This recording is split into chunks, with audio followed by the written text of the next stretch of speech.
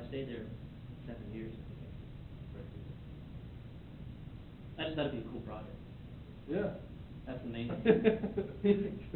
I mean, if you have extra time on your hands, I have tons of projects. All of my cool projects are half finished. Oh, yeah, all of my uncool projects are happening. Your cool projects are gonna cost me twice as much as the cost. Right. Yeah, all my cool I'm stuff not usually alone. just never gets started. Your uncool things aren't done, so you can't start your cool things. They were cool when we first started. And they I don't was so remember it. excited, and then I got 18 months in and $3 grand and decided this wasn't working. Yeah, I could see that.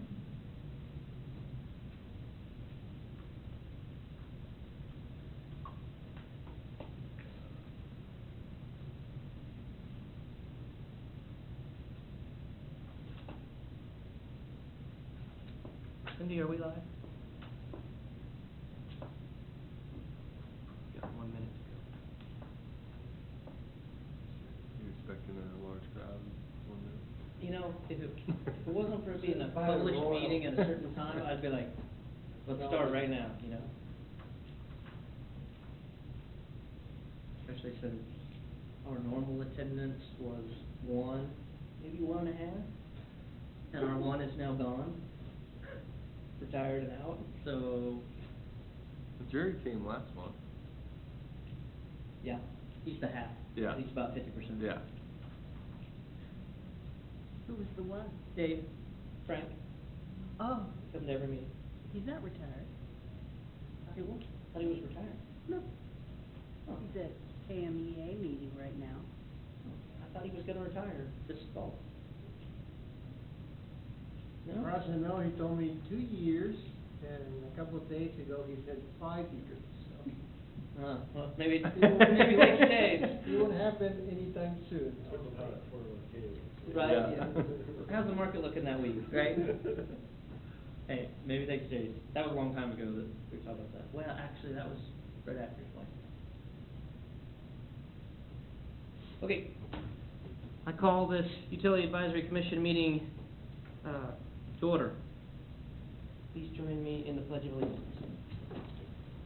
I pledge allegiance to the flag of the United States of America and to the republic for which it stands, one nation, under God, indivisible, with liberty and justice for all. There is no public, so no public comment. Consent agenda. Does any commissioner wish to remove an item from the consent agenda? None. I would entertain a motion to approve it. So moved. Second. I have a motion to approve the consent agenda and a second. All in favor? Aye. Yes. It is approved unanimously. New business item number 1. Don.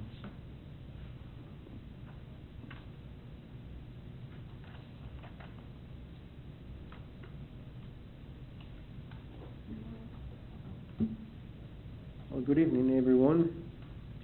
First agenda item is consider a recommendation to the City Council to award a supply contract for $40,000 to purchase LED fixtures for the city streetlights. Back in the 1990s, the city received a refund from the Western Area Power Association, also known as WAPA, as a incentive to replace the existing mercury vapor streetlights to high pressure sodium. And later on, the same thing applied for a replacement from high pressure sodium to LED fixtures. Since 2013, we have funds in the budget, about $40,000 to buy LED fixtures. And we usually do it on a as-needed basis. Out of the 750 streetlights we currently have, about 328 have been converted to LED fixtures. The average cost is just about $340, and we feel that if we buy in large quantities, we should be able to get a discount. as an additional information, which is not here, we've tried different brands of LED fixtures, including General Electric, and the ones that we get better results is Cooper's. So Bruce Baldwin went ahead and requested quotes for the purchase of 122 Cooper LED fixtures.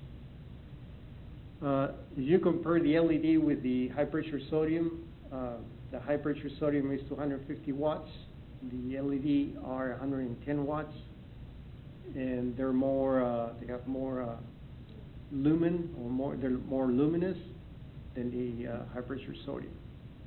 And there's a power savings, and all depends where you get that information. Anywhere between 30 all the way up to 60%. The life of the LED fixture is as high as 80,000 hours compared to the high-pressure sodium, which is about 10 to 20. So there's a savings as far as replacing the bulbs.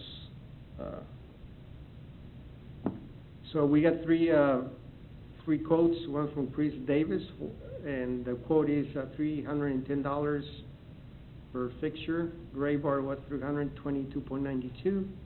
And Annexter was $336.10. We went with the lowest bid, which was Chris Davis, which results in a savings of $30 per fixture. And, you know, a quick comparison, you get one free fixture for every 10 you buy. It's about 10% discount. So our recommendation is to approve a recommendation to the City Council to award supply contract to Chris Davis not to exceed $40,000 for the purchase of LED street fixtures at a discount rate, which is 10%.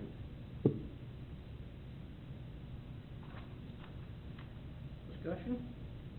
We'll be installing these ourselves. Yeah, we usually do.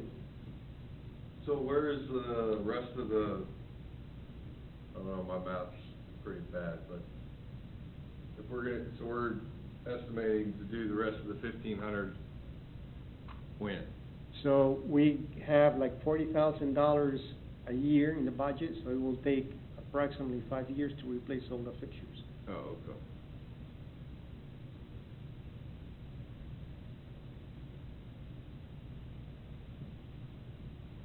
Unless we get more funds, and then we're gonna replace more, but I think 20% a year is reasonable, replacing the streetlights. So we're still gonna replace them as needed basis, we're just gonna buy 40 at a time? Yeah, if they go bad, we'll replace them with LEDs, or if we need to install new streetlights, we'll put LEDs. Okay.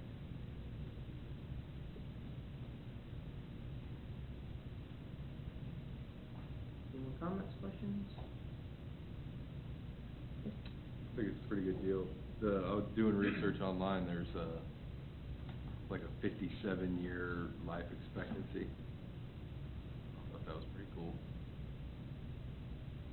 Yeah, there's some, they say will last all the way to 100,000 hours, so. Yeah.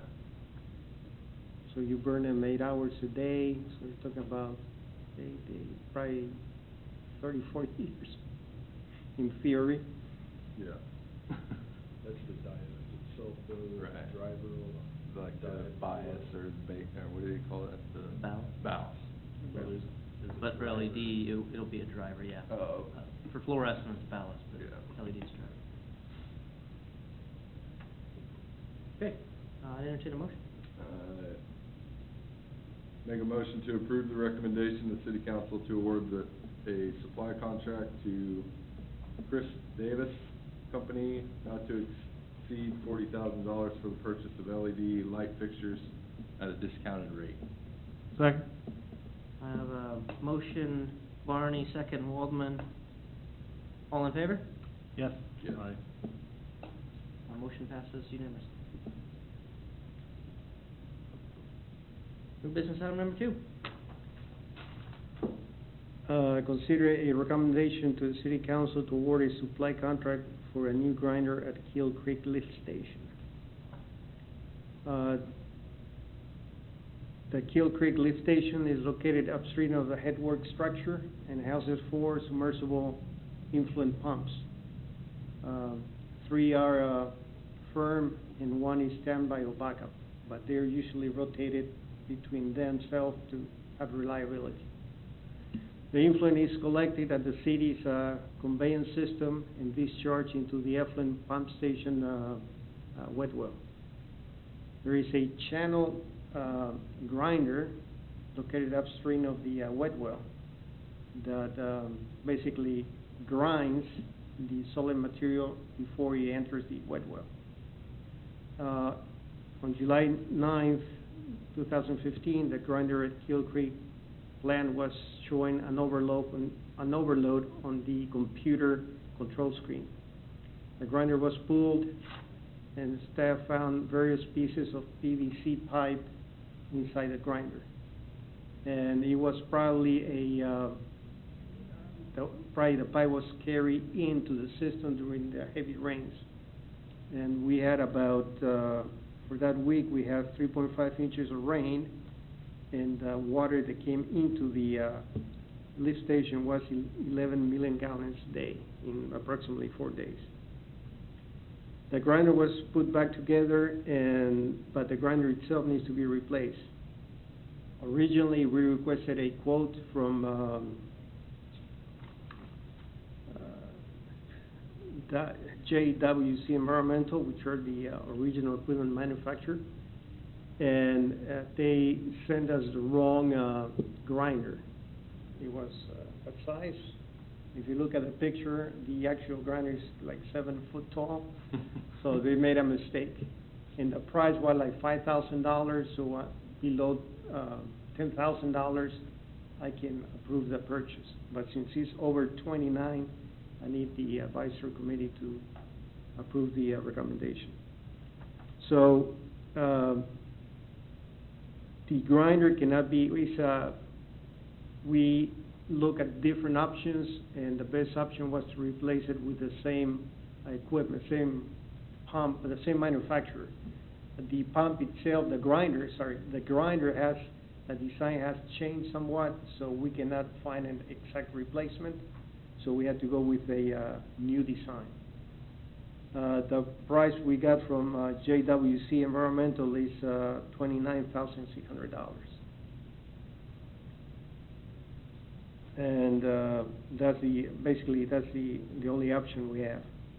So I like my recommendation is to approve a recommendation to the City Council to award a supply contract to the JWC Environmental in the amount of $29,600 for a new grinder at the Kill Creek lift station.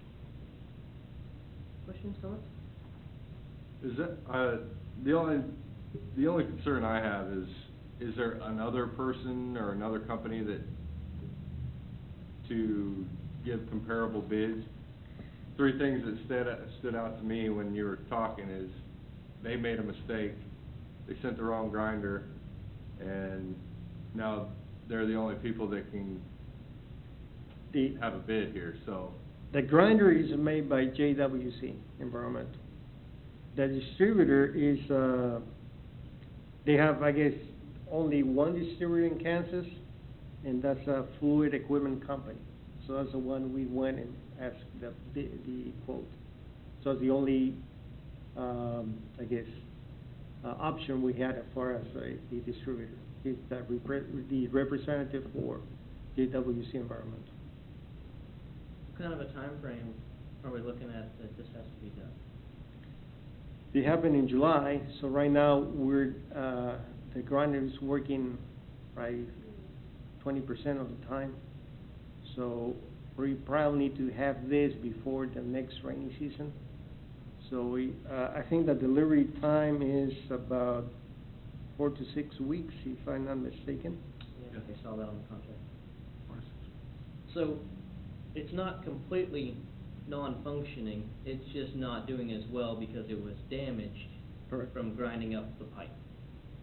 And you do have a backup, correct? No, that's the only grinder we have at the lift station for the Kill Creek. That's the only grinder we have Oh, okay. before it enters the wet well. So where's the backup that you're talking about? That was for the pumps. That's Grinder for goes pumps. before the You have pumps. four pumps, three are, they run all the time, one is your backup, Okay, got it. or rotating equipment. So, you found the PVC pipes because there was an overload at the control screen, which I assume is a filter, basically, right? You're saying that there was a filter before this that had a bunch of, I don't know if it's Green filter. There's a term I&I, which goes infiltration, and I remember the other I for. But usually, the collection pipes, they have leaks and leaks, cracks. some of them Yeah. have cracks. Right. So, you can get debris from the rainstorm into the collection. Right. So that's more than likely how that pipe got in there. So is there, obviously we have to have the grinder, it has a purpose so that the pumps don't get bound Correct, up. yep. But is there some sort of a metal screen that we ought to have before this that we check? That would maybe have stopped the pipe before it even got in the ground? Is that a thing, or is? There's no screen, and basically the grinders, they're supposed to be grinding organic material, but not PVC, so maybe there's something, perhaps we need to look into it, if we can put some Seal. kind of a, Just a debris screen of some, I don't know what, I'm just thinking, you know, kinda like what you see underneath what I have in my head is what you see underneath a microwave. You know, it's Yeah. metal that's Something it'll with be- holes that aren't Well, even on bigger a than dam. what is able Right, to grind it. but still not clogging all the time to let the organic stuff through, so, you know, that's the thing, it would probably add an additional step, because now it's more manual, because it's gonna get clogged with Yeah. leaves and sticks, right? This is right, this isn't accessible without a boat, cause this is, if you go into the Kill Creek wastewater treatment plant, on the east side or your left side, there is a huge lift station. And everything is, you can see the covers, which are metal, but everything is underground. yeah.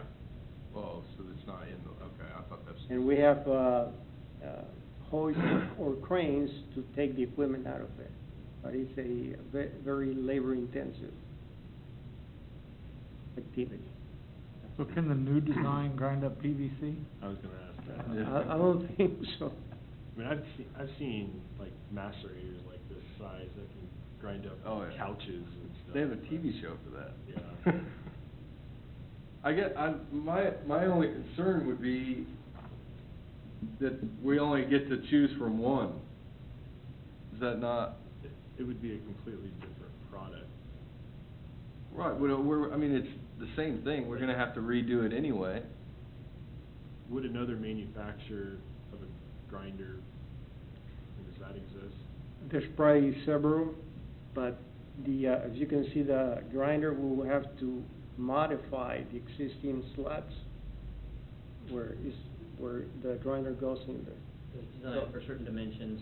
Right. So, because what we have now was designed for this grinder, So the new one is gonna fit exactly like this one did? correct? Okay. We just can't get parts to repair our existing one. Now with the same style of grinder. Right. Will be in a new version or a better version of the grinder. And maybe that one can grind PVC out. Well, I mean, I was just thinking out loud, because obviously, we're gonna have more I&I over the years, because the pipes are only gonna degrade further. And it's not unrealistic that something else could get down in there at some point in time, so if we could mitigate it without it being a problem, I don't know if, you know, some sort of filtering thing is unfeasible or not, so.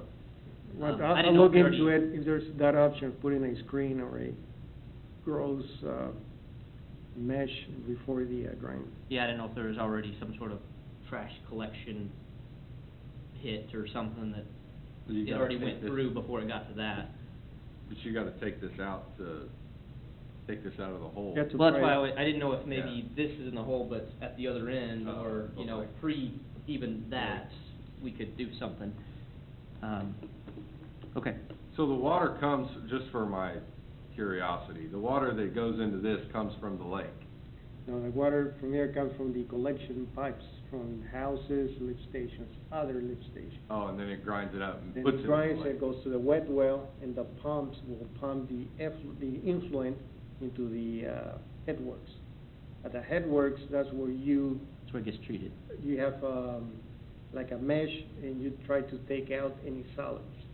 Oh, okay. So the grinder is a pre-treatment, everything is grind up, so the screens can catch the fine material. So even with the new design, is this one able to stay then for a backup, or is it just? No, you only have space for one grinder. Yeah, no, I mean, but this. Oh, I guess as a backup, if the other one fails, yeah, we could use this one. I didn't know if it'd be recycled or if it'd be kept for a backup. That's something I need to talk with the supervisor, maybe we can put it on standby for any emergencies. Although it sounds like you might not, it would be an emergency if you put it in, but it's not exactly the most reliable thing. It won't work as designed, so. Yeah. Well, without the grinder, you guys have to shut the system down, or is it? More than likely, all of the, solids or organic material will clog the pumps. Well, it looks like it would clog there first. Right, but without that there's nothing. Right. It'll be straight into the pump section. Right. Then an impeller will get destroyed or something. Okay. Further questions, comments?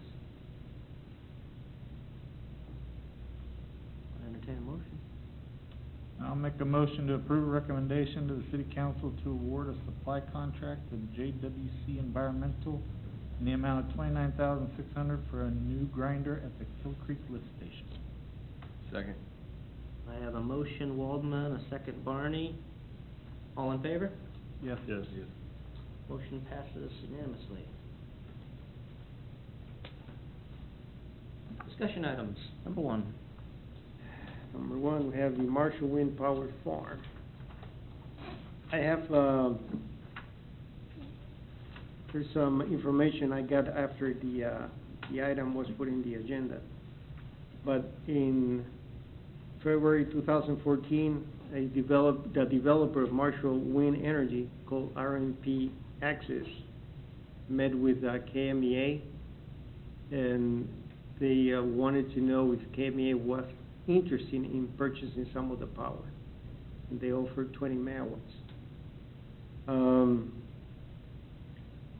The proposal was reviewed by the supply committee, and they thought that 20 megawatts was too big of energy or power to buy from a wind farm.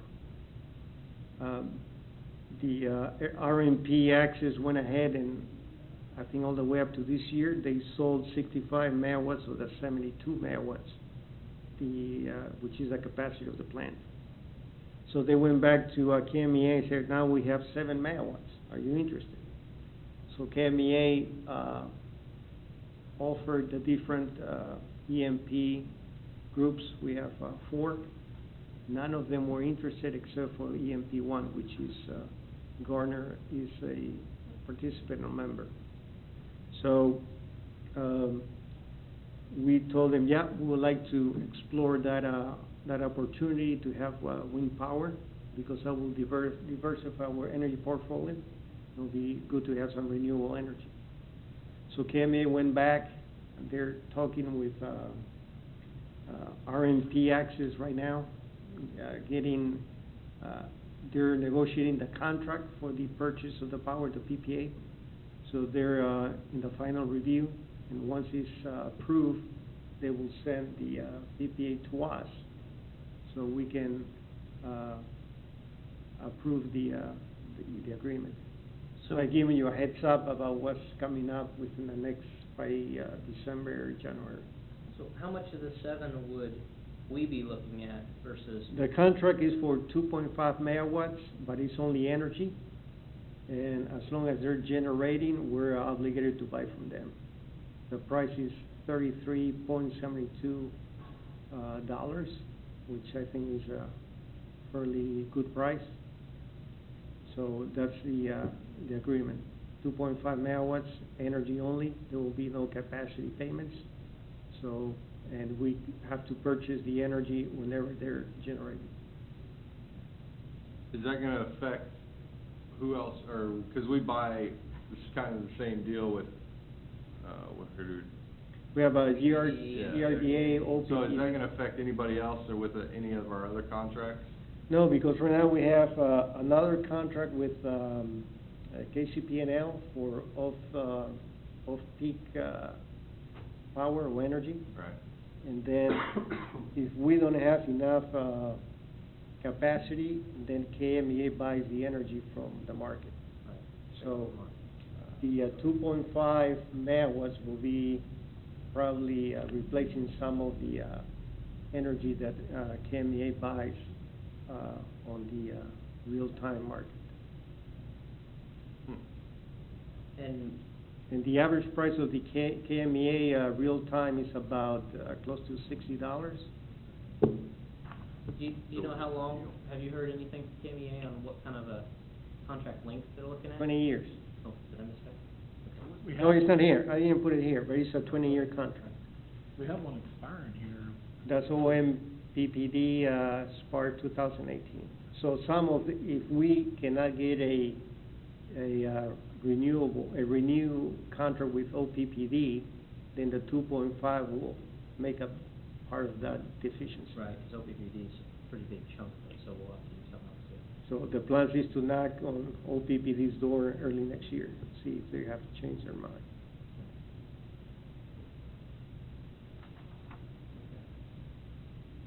Okay, Cool. okay, thank you.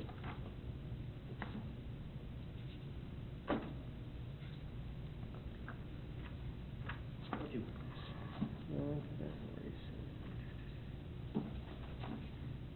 Second discussion item is utilities incentives for new developers. The city right now is trying to develop the area between Garner Road, Niles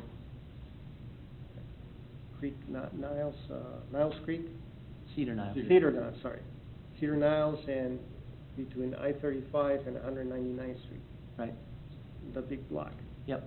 So I was trying to basically get some advice from the commission as far as getting what kind of incentive we can provide based on what we have done in the past. And last week, Cindy found a economic development rider. Right, yep. Which looks pretty good, but I think if there's something else besides that we can do. A little more innovative, that's I guess the terminology I would like to use. I want to say that rider we made in 2012, 2013. okay, 2013. I don't know, maybe admin would know, but I don't know of any business that has actually used that rider that's come since. We started with a KCPL rider and we massaged it, and that's how we got that one. Well, we actually had one before that nobody used, so we revamped it and created that. I don't think we ever discussed anything else that we could offer. So if we want to do that, we could go, start doing that going forward.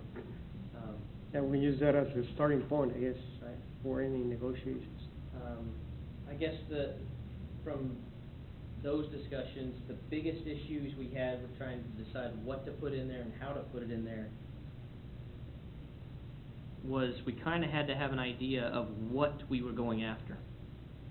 So, like that one says, you'll be in this classification if you bring, you promise that you're going to have this many kilowatts or megawatts of usage, and you bring 5 jobs to the city, right? So then we went round and round on, well, does that mean if somebody has a high energy usage, but it's a 2-person operation, that we won't give them a rider? Or, no, what if it's 20-person, but they don't use that much energy, right? So we went round and round on what goes in there and how do we come up with a compromise of what we were trying to do. And the one that was decided on was kind of this general one that might appeal to multiple groups, small and large. So if we wanna reinvestigate that, it would be real helpful if we could get input from city admin or economic development, committee members, people, whoever, as to what they want to attract.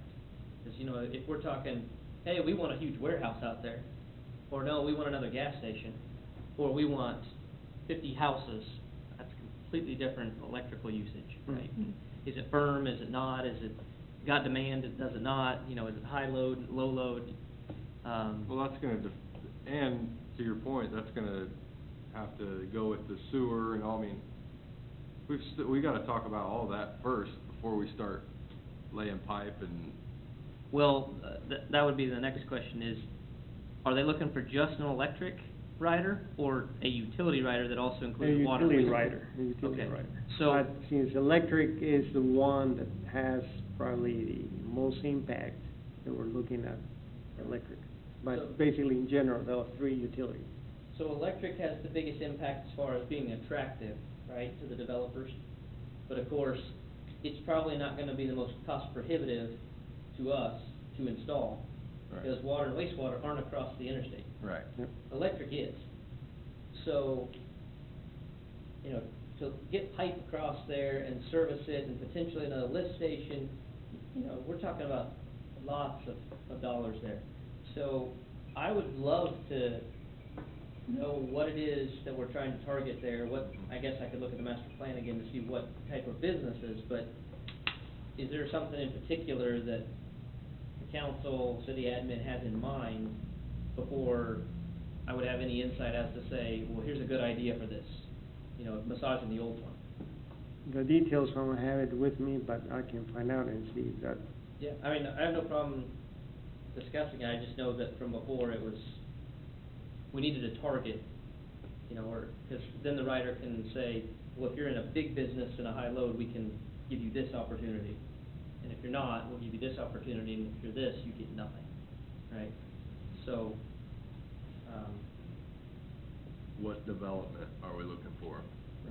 right, okay. yeah, but yeah, I see no reason we can't discuss it, I mean. Yeah. We might as, that's our job, we might as well be the sounding board and figure it out and give a recommendation, right, so, yeah, whatever. Okay.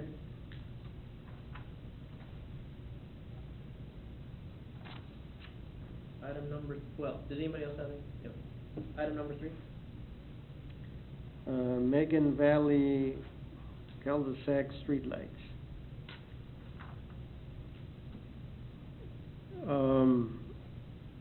The Megan Valley subdivision was built probably in the late 90s, early 2000s.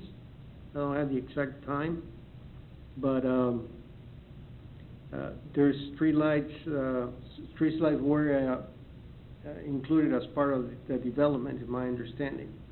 But if you go to the, you have 4 different cul-de-sacs, there is basically, they're pitch dark, there's no streetlights. So, there is a resident that has approached the distribution, division a couple times requesting for if the city can install streetlights in the cul-de-sac. I personally think that's something we can do. The only downside of that is that if we put one, maybe somebody else will like another one, and, you know, we can be at the point that we'll be putting new streetlights all over town. So, I'd like to see your opinion. If that's a good idea, go ahead and install it, or maybe get a petition from them. Is it just for one cul-de-sac? Yeah, only one. This is north. Just one cul-de-sac, not the whole subdivision? There's one cul-de-sac, and if you look at the, there's a drawing, there's a plat, and you'll see it will be the second one, the one in the middle.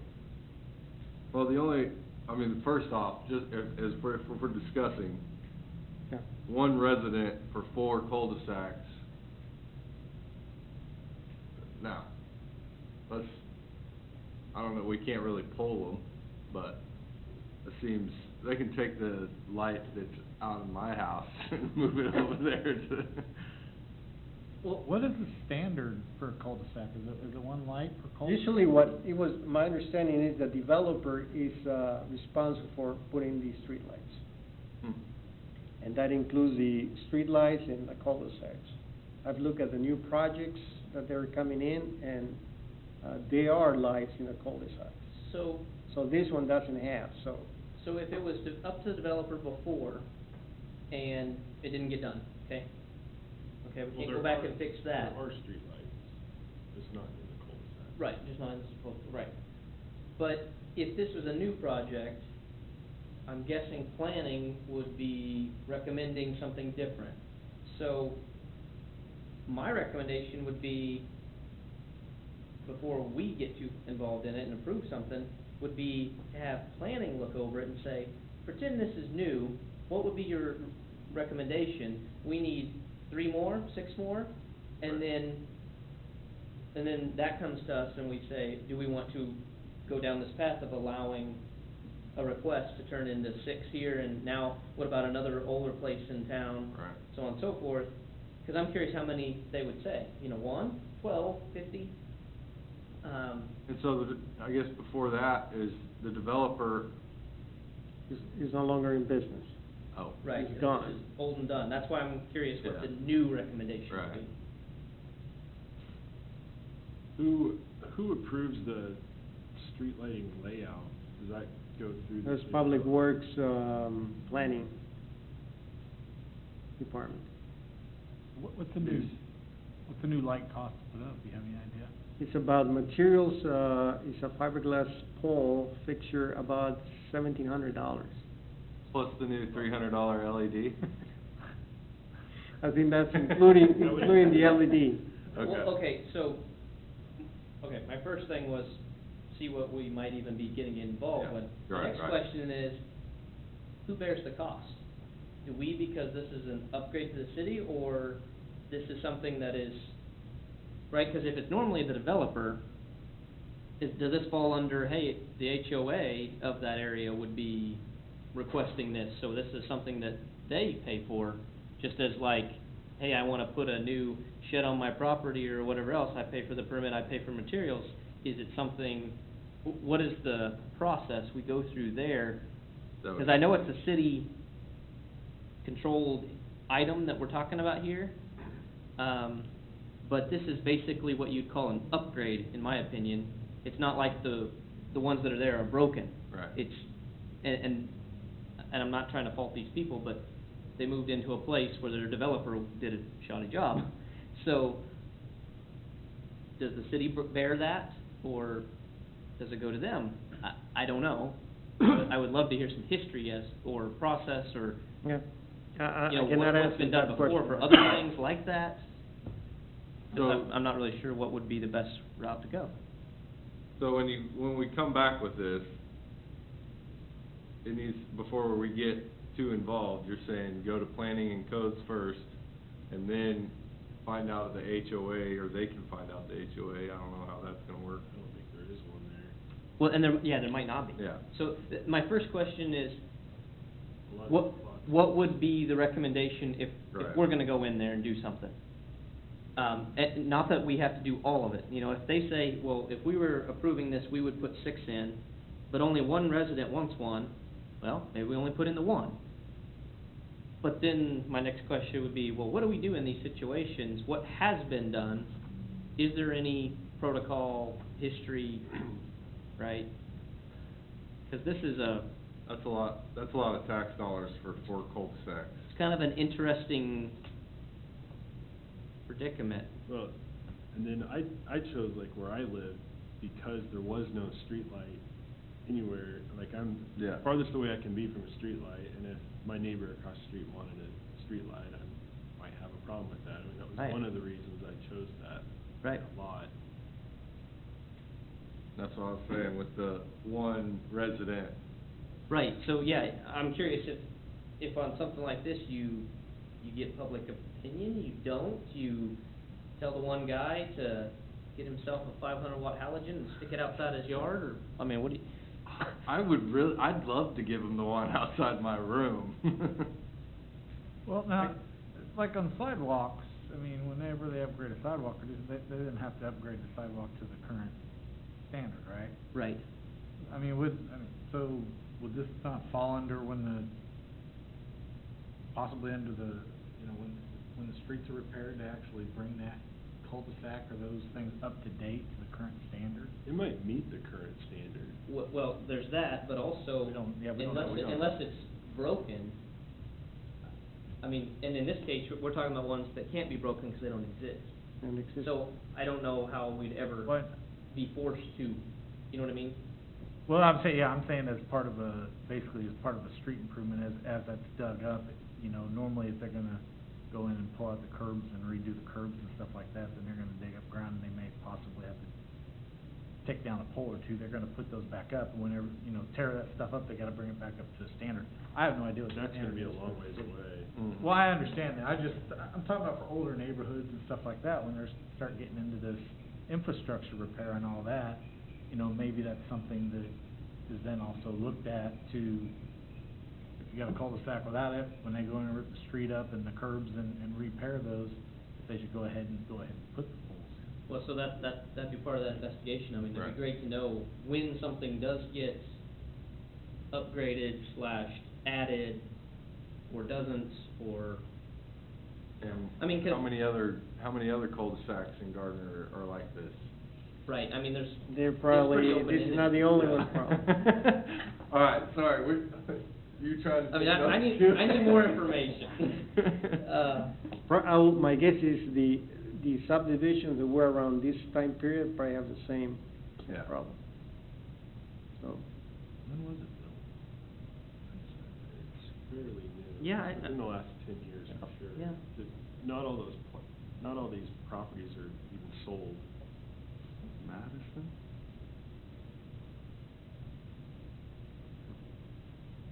Okay, if we could somehow get somebody here, or if you could touch base with okay, I'll do that. planning Planning. and on their opinion, and then also maybe, I don't know, Public Works as to what the process is with the upgrading, or if there's an improvement, and I'd love to have some history or input as to, I'm sure other things have come up like this. Hey, we want curbs, we don't have curbs. Well, we don't have money in the budget. Okay, well, that was easy to get rid of. Now, who pays for the curb, though, is my main question. Okay.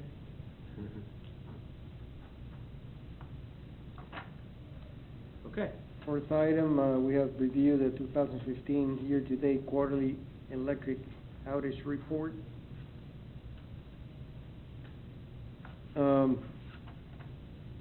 On the third quarter, we had 16 outages, 4 caused by equipment problems, 4 caused by animals, squirrels to be specific, 7 by storms, 1 caused by kids playing with the outside breaker, and one cause was unknown. If you look at the table, I think is the event 30, ESR 30, 2015. It says outage sub 1 blackout. That was on September 18th. What happened was there was a fault at the KCP&L Moonlight substation, and it's in a trip to sub 1. And we have 2 feeders, the distribution feeders, so by tripping the transformer at sub 1, basically caused the outage on the distribution side. The cause of the outage, it took us about a couple of days to find out what actually happened, because there was no targets or messages at the substation 1.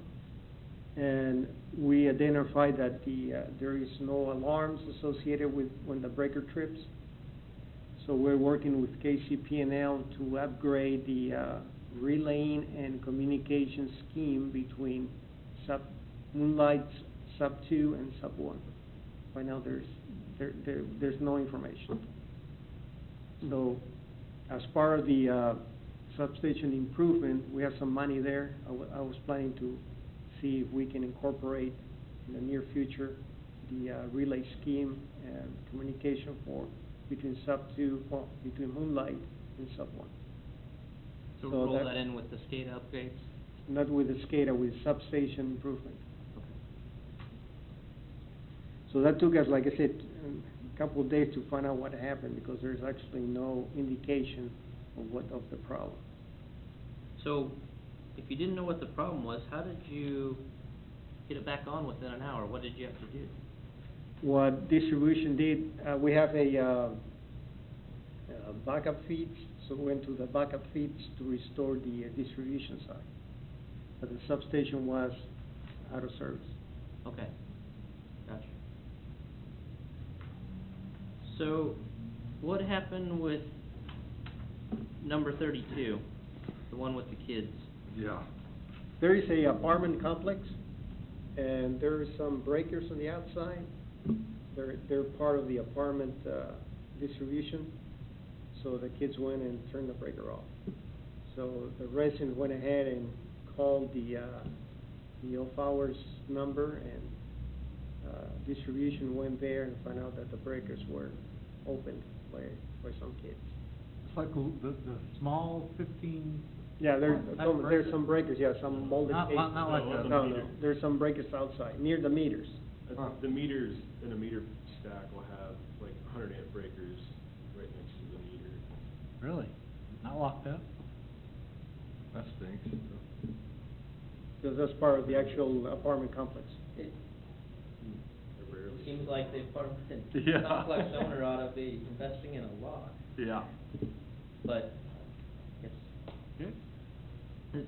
we don't control that, we can't put that in requirements. Do they charge, I mean, how do they, Well, who gets charged for that 13 minutes, or half hour? That's why I asked Bruce, hey, that's an outside Right. our responsibility, but Right, it anyway. wasn't a fault of, They initiated the call, so we have to dispatch people to the location, so. Oh, got it. but regardless of the reason, I mean, obviously, we handle the dispatch, but when we find out that it's customer error or something of that nature, do we give them, here's your one time, don't do this again? Or, I mean, what would keep this from not happening 10 more times? Right? I mean, you know, if it's an apartment complex, the owner might not even live in the state. And you've got, if there's kids playing with it and it's not locked up, one, I'm worried about a safety thing for the kids. Mhm. Two, we don't wanna be getting called out there all the time for basically a nuisance. Well, it's only happened once. I know, I'm just wondering, how do we prevent something like this from happening in the future? My, recommendation would be to put some locks on the breakers, or put a covers that you need a key to open the cover or the panel and to get to the breakers. So that's not anything that's In our control. required by our controls. Because it's part of the owner's responsibility. So, So why don't they go to, when they go out and do the check, do they not, they go directly to the source of, even if it's a single customer, they don't go to the, I wanna call it the edge pole, but the last, entry point maintained by the city and check to make sure the power's flowing through. They go all the way to where the actual problem is, even though it's outside of their jurisdiction. well, everything up to that breaker is our jurisdiction.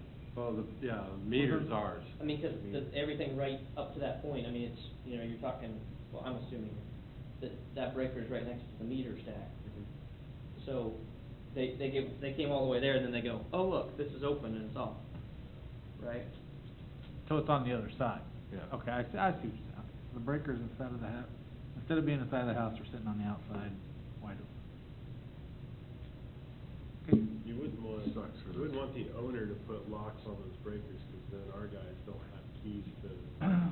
Well, and if a breaker blew, I mean, nobody wants to go try to find the key in the dark either, I understand that, but, you know, it'd be low enough for a kid, just odd. know they're, I they don't can get see it, they this can get, occurring. yeah, they can. Yeah, okay. There's the same group of customers on here, like, 4 times. The 1400s? Yeah, 1,400. I assume that's because it all has to do with, substation 1? 1,400? Well, underneath the number of customers affected, and you've got, like, 22 and 30 are both, you know, so 22 is the northeast corner of the city, east of Moonlight and south of 56, so Conestoga area. Mhm. And then 30 is Conestoga and Woodson Lane, and 9, ESR 9 is the intersection of Cedar Niles and Santa Fe, so just down the way a little bit. I assume the 14, well, the same thing for 2, number 2. Is that all because those trip sub 1? Which is why it's that number? East corner. Or do they just use 1,400 as a, Yeah, we had that two. we don't know? The transformer 2 on sub 1, we had experienced several trips. If we look at the, relay information, it indicates we have a internal current in the transformer. So that means that there's probably a short. This is the one that we replaced not too long ago, and the manufacturer said they'd come test it, that one? I think it was replaced a couple of years back. Yeah. But I don't really believe that it's an internal short, so we're gonna do a, tangent delta, which is an insulation test to make sure that the insulation integrity is in good shape. And, we've taken oil samples, the oil samples come pretty good, there's no, Okay, that's good. no signs of a short. Okay. But, Sega was reviewing the relay information, they think there's a current inside a transformer. It might be in the low tap changer, so we're planning to do a test within the next couple of weeks, because by the end of January, the substation will be taken out of service to replace the T1 transformer in the breaker. So I don't wanna install new equipment, new feeders, and then when we power up the substation, we have the problem with T2. So the idea is to, identify root cause and hopefully get it fixed. So when we have the new equipment, T2 transformer is operating accordingly. Right.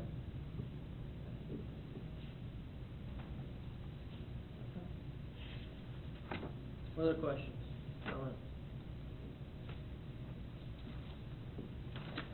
Response time is still looking great. Tell the guys, keep it up, good job. Thanks, I'll pass it along. All right, number 5. Electric project upgrades.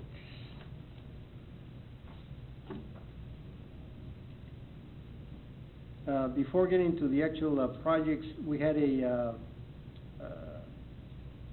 safety incident, this month, last month, October 20th, 2015.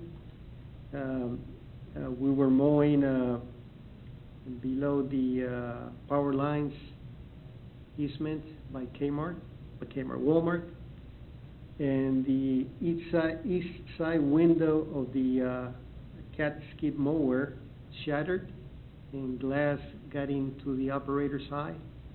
He was evacuated to the, Concentra facility, which is workman's comp, and they couldn't remove the piece of glass, so he was referred to KCI specialists, where they were able to remove the glass, and hopefully nothing really bad happened to the eye of the operator, and he reported to work the next day. Wow. Now, what caused the glass to shatter, we're investigating, but so far we cannot come up with a root cause. Wow, okay. Well, hopefully he's all right. Got safety goggles. Yeah. And he was, in the cabin, you have glass all around the, cab, and he was wearing the safety glasses. Oh, it was. Yeah, Oh. He That is was- an that was first- unlucky individual. and he was. Okay. So it was Not the first long thing by. I asked about the safety glasses, but he was wearing safety glasses. Wow. Okay. But that doesn't happen again. The Pioneer Ridge project is about 98% complete. There's still we need to install a terminating box and 2 poles, and that should be done within the next 2 weeks, and the project will be completed.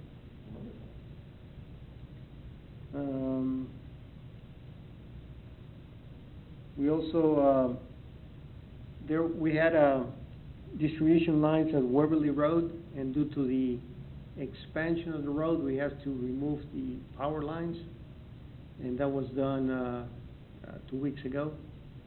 And now the Waverly lift station will be served by KCP&L, because we'll be out of there, of that area.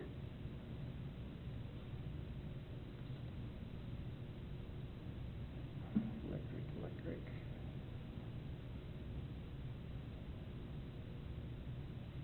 And today we had a audit from KCC on the 1.2 miles of gas pipeline. The audit went pretty good, and there's one minor observation that we have to be a little more proactive with our public safety awareness. In the past, we have, I think we need to have a more face-to-face contact with the fire department, police, and the residents that are near the danger zone of the pipeline, which is about 150 feet. So I'm planning to develop a program to have the safety, gas safety awareness in place all the time, and not only once a year. That's on the electric.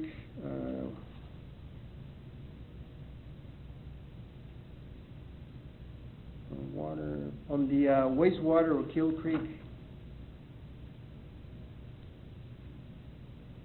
there's a new lift station that was approved back in July to replace a whole lift station. It should arrive on site January next year.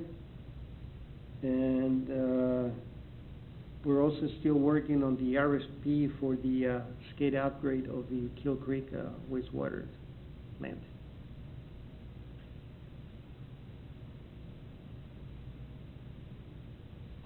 And basically, that's all I have as far as updates. Anybody else? Back on discussion item number 3 with the Megan Valley streetlight. Are streetlights under Gardner Energy? Yeah, they are now. They are now, okay, so that. They weren't up until 2013, maybe? Okay. They transferred to us, they used to be under the city. So 2 years ago, we wouldn't even be talking about it. Correct. Okay. Well, it might have been that the city would have wanted to do it, and it would have still been coming out of, the question would have been then, yeah, which department was paying for it if that was gonna happen, right? Instead of just, we maintain it, we own it, we do it all. Okay. Yep. Other questions, comments? Are we planning to have, the tree contract next month? The tree contract is up next year. Yeah, but do we need to reapprove the 100,000? I believe it's like latter part of next year. We don't need to approve it for. Not right now, no. December for, okay. My understanding. Maybe the 2 year? We still have 1 year left, Okay, but I'll double check. okay. Okay, if there's nothing else, entertain a motion for adjournment. So moved. Second? Motion to adjourn, second, all in favor? Yes. We are adjourned, Thank you. gentlemen.